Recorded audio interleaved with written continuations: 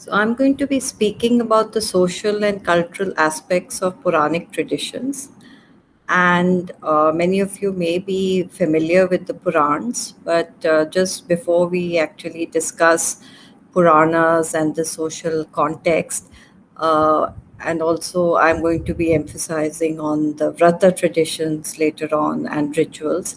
Some of the initial readings which one can do if you're interested in this topic, um, I'm suggesting those, and these are just uh, s- very small number of readings, but you can read much more on the Puranas if you really are interested in the topic.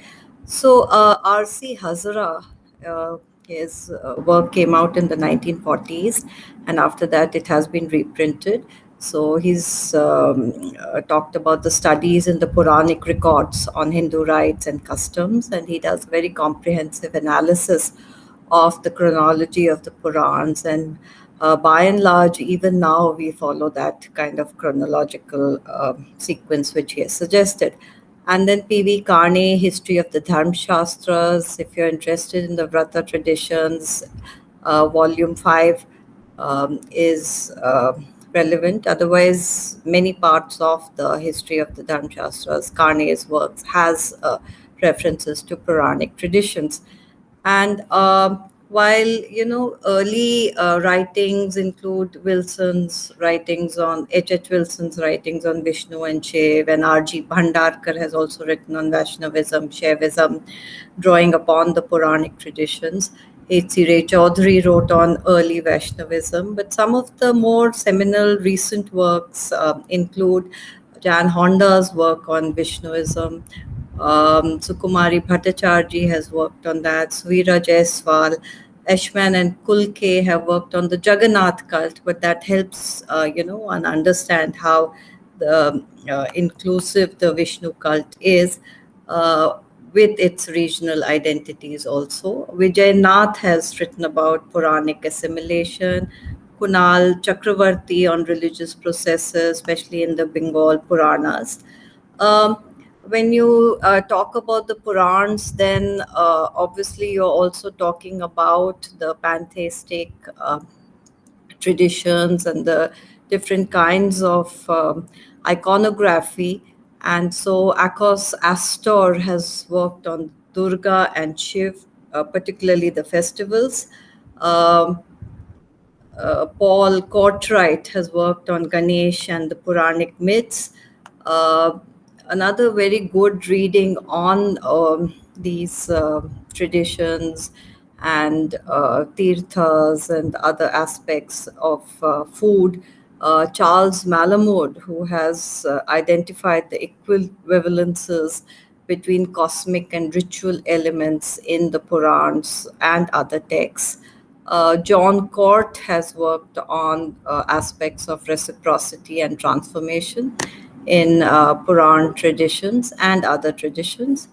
Richard Thompson has worked on the cosmology of the Bhagavad Puran, and Thomas Coburn has worked on Devi Mahatmya and the Markandeya Puran.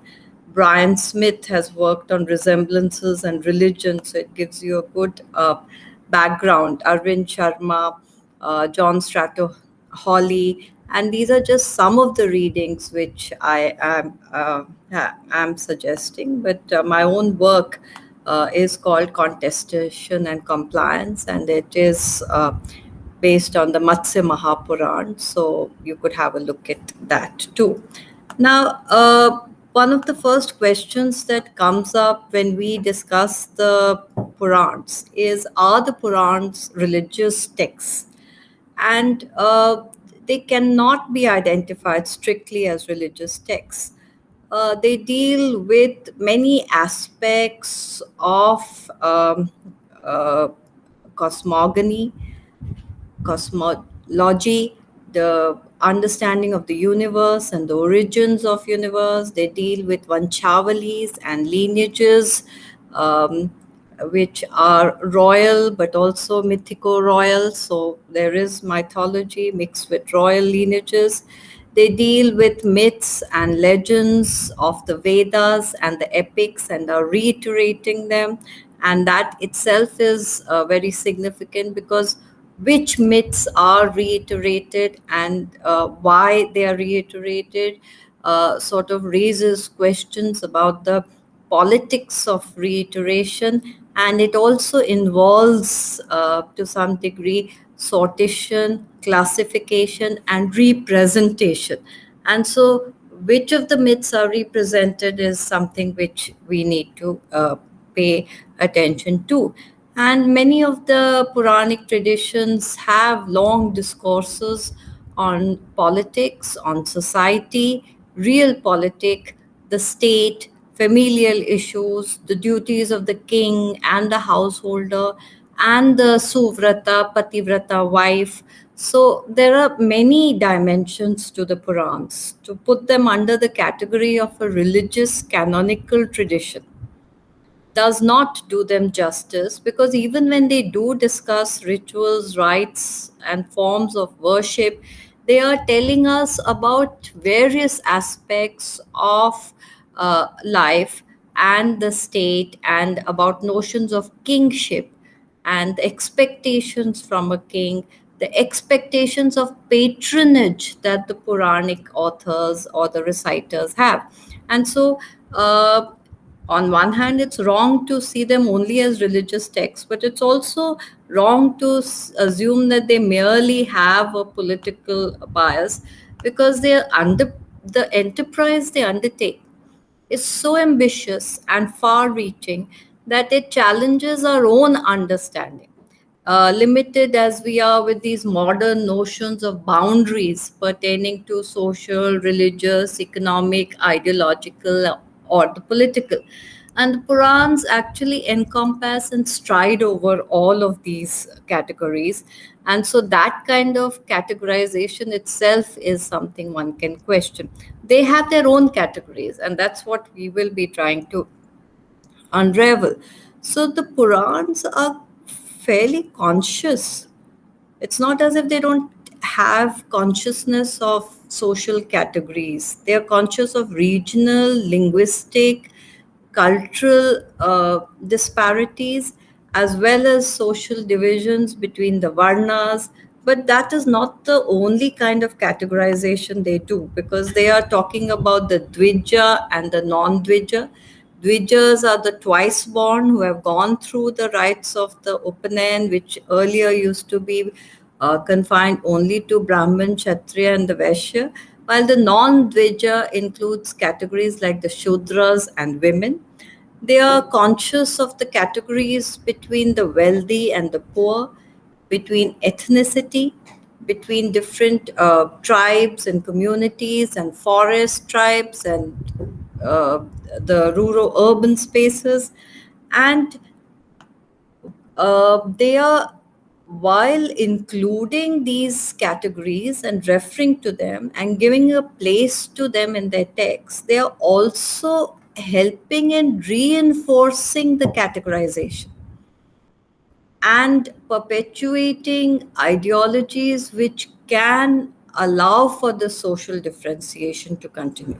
So, and while doing so, they attempt to include and engage with all kinds of disparate elements in social and cultural constructs, while also chiseling out their position vis-a-vis other categories. So there's this constant sense of hierarchization, and while assimilation is happening, it's also assimilation with boundaries and where people stand in the context of each other, where these categories stand.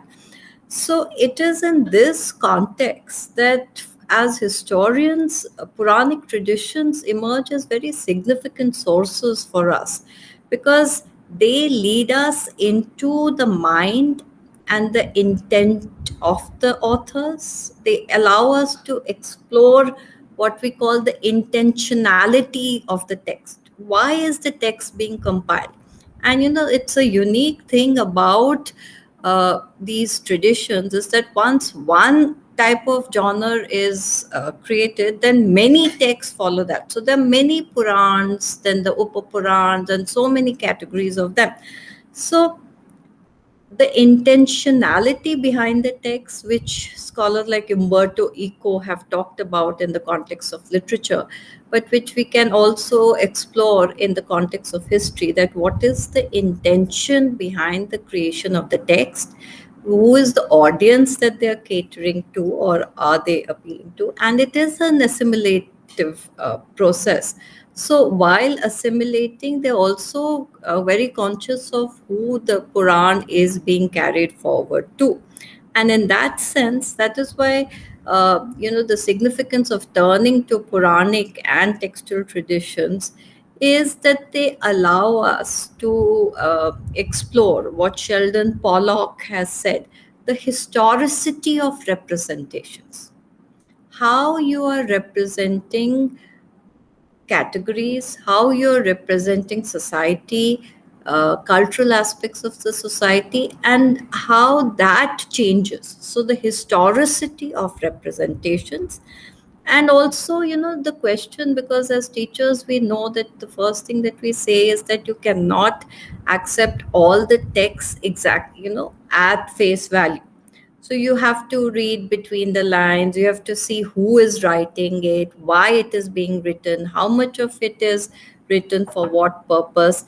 And in that sense, we always, in ancient India, we say the text is being prescriptive rather than being descriptive, which means that you don't see it as an elaborate description of contemporary society, but you see it as something which is the ideal that they are recommending.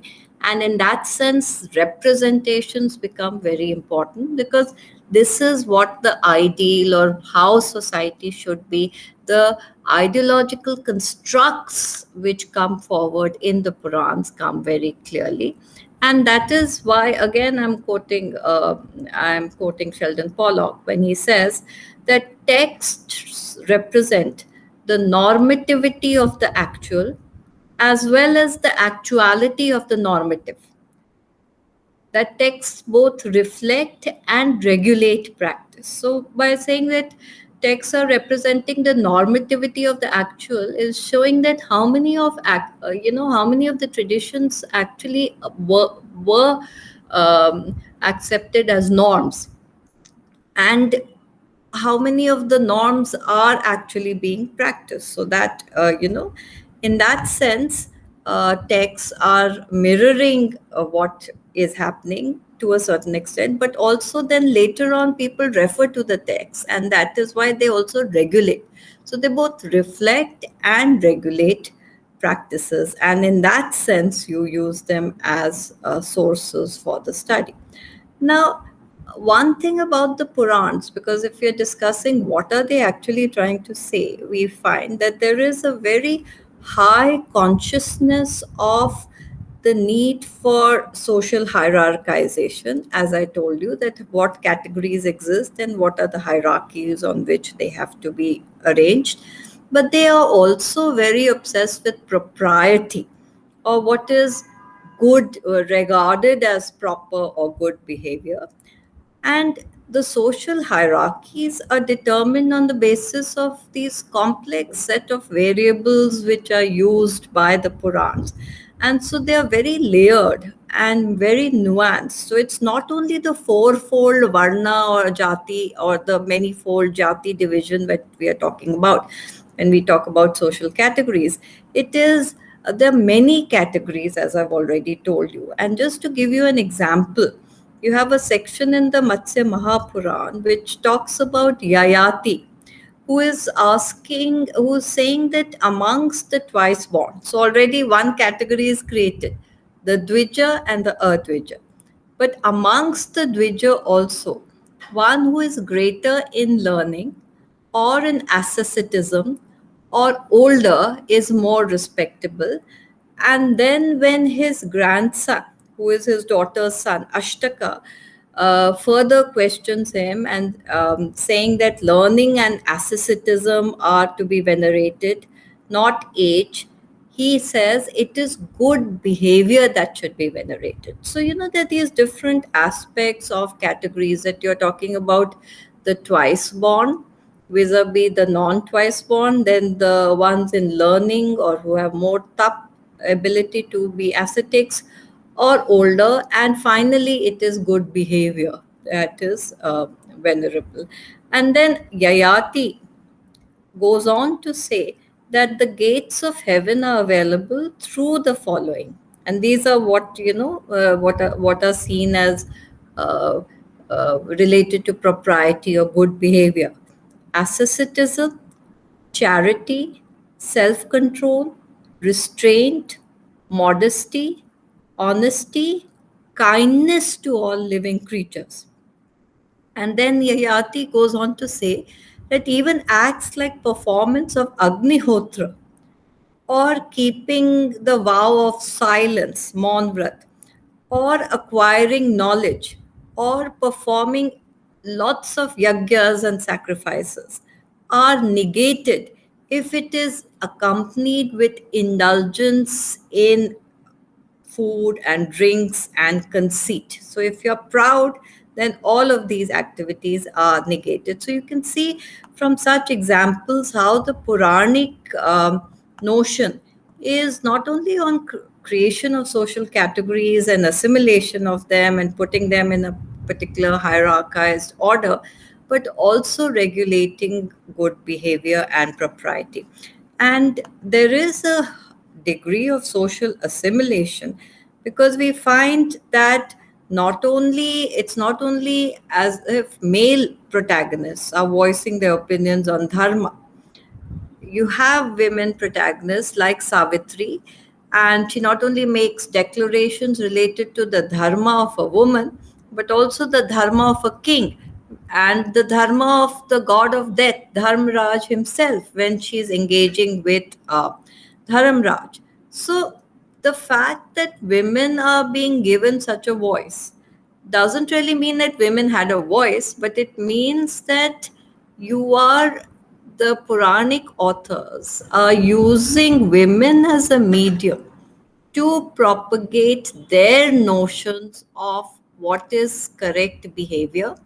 And in that, the notion of the dharma also is included. So the aim is not to give voice to diverse social categories, including women, but to monitor them, to regulate them, and to use them as possible sources of support and for propagating their ideology, but also for patronage. So, by assimilating such categories like women and other, we will be talking about that, the Puranic uh, uh, authors are creating this very interesting device by which they are including them and using them as voices for their ideology, and also as patrons for their kind of thinking.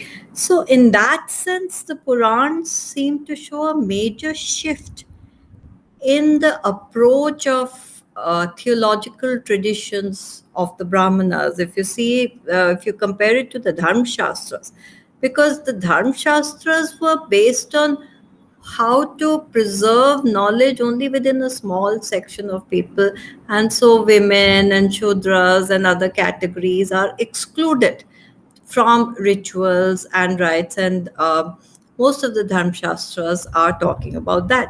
But here, Purans are replacing that exclusion with strategic inclusions, and they're including them as patrons and propagators of their religion.